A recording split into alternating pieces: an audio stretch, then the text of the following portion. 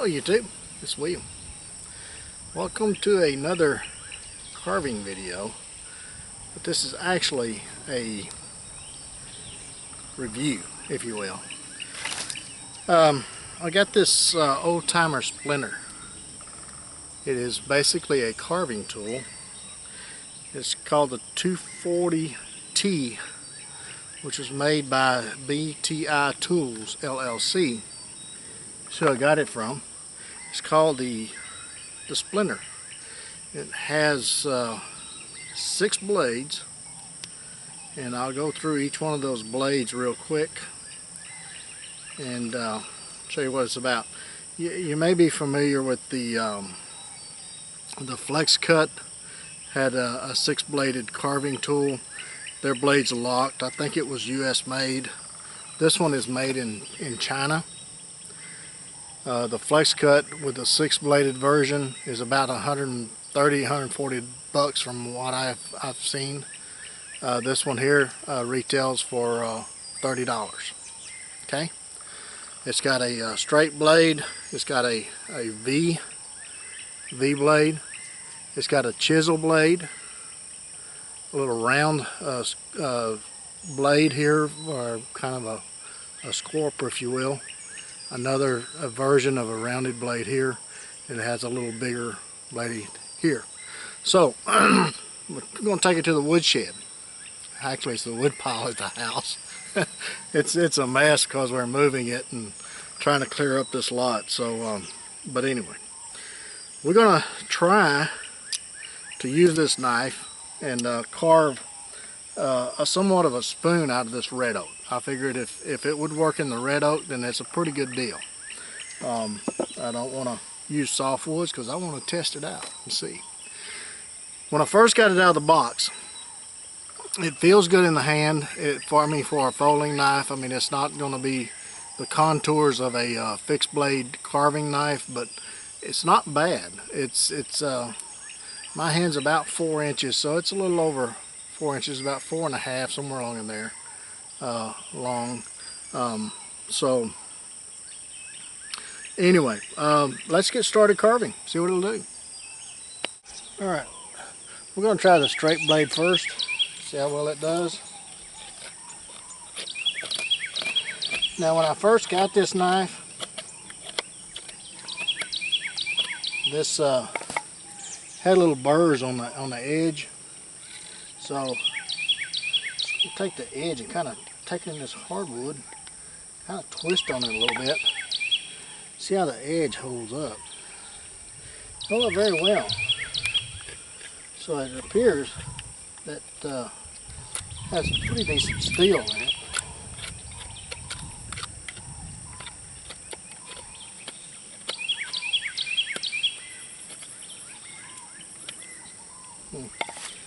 Okay, so it does okay.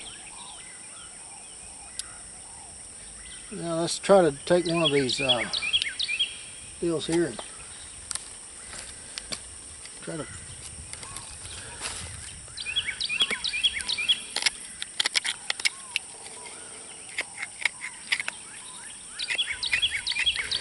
first of all, I think the bevel on this is wrong. I think the bevel should be on the other side. It doesn't carve a hollow very well.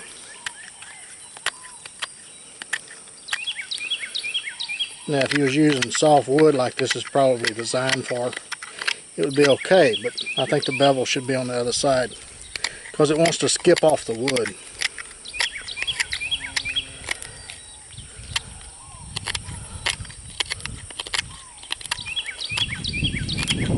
It is carving.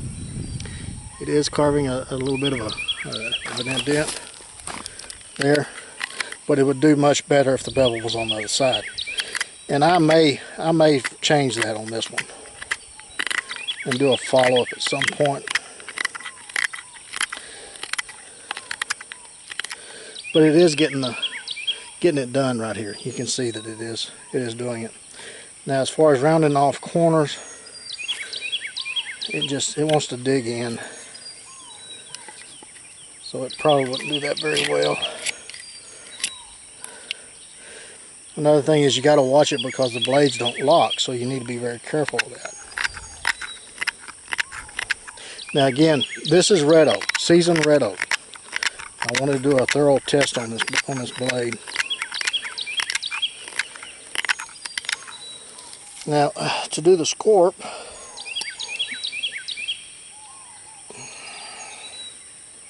I think that's what it's referred to as a scorp.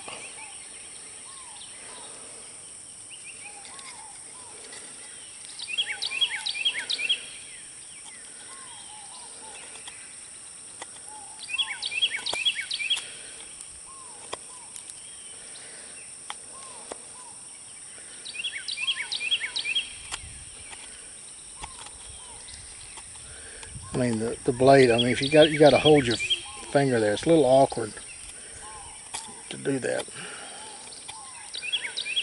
but it is getting in there and getting material out. Guess you can see that.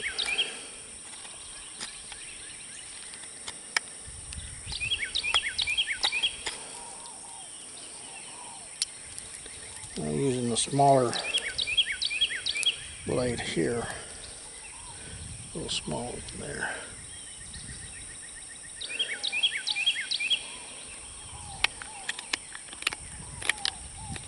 It does a little bit better on the spoon. Go here to clean space. Yeah, see, it takes out material a lot better than the other one did. It gets in there and then it'll take it out a little bit easier.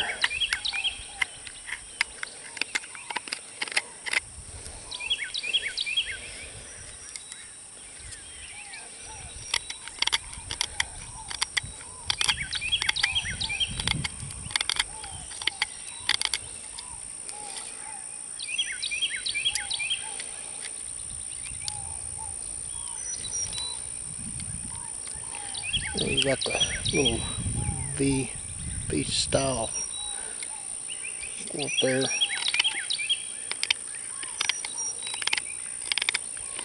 Now again, when this thing came out of the box, there was burrs on the blade, and I had to touch it up a bit.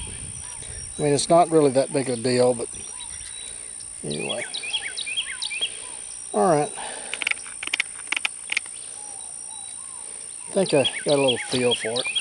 Okay, when I got this knife, my intent is to have a smaller wood carving tool for just a pack. Just throw it in a pack and forget about it until I needed it.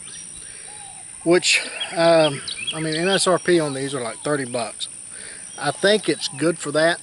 I mean, does it take the place of crooked knives and hook knives and carving knives and things that are specifically designed for that? No, I don't think it does. I think it's one of those tools that'll get you by. It'll do the job. Holds a fairly decent edge. The steel, I'm not sure what the type of steel is. I'll check on that and put the type of steel in the video so you know what it is. Holds a fairly decent edge. I mean, it's not the highest quality in the world, but again, I mean, 30 bucks. I mean, you can take this and throw it in your pack, and you have a means to do a little bit of carving whenever you find a few minutes. And maybe you can need to get a down and dirty spoon real quick, this will certainly do that. I was using very dense wood just to test it out and see how the edge would hold up, and the edge held up very well. I was really surprised at how well it did hold up. No chips, no dings, no rolls. So overall, I think it's 30 bucks well spent. Now, the proof is going to be of years of use, of how durable it is.